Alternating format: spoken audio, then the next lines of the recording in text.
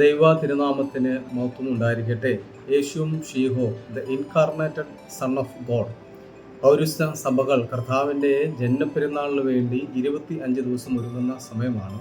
നമുക്ക് ഓരോരുത്തർക്കും കർത്താവിൻ്റെ മനുഷ്യാവതാരം ഈ ഭൂമിയിൽ ഉണ്ടായപ്പോൾ അതിൻ്റെ ഫലം അനുഭവിച്ചത് ആരൊക്കെയാണോ, എന്താണ് കർത്താവിൻ്റെ ജനനത്തിൻ്റെ ഒരു ഉദ്ദേശം, എന്താണ്, എന്തിനു വേണ്ടി കർത്താവ് ഇറങ്ങി വന്നു എന്നൊക്കെ നമുക്കൊന്ന് ചിന്തിക്കേണ്ട സമയമാണ്.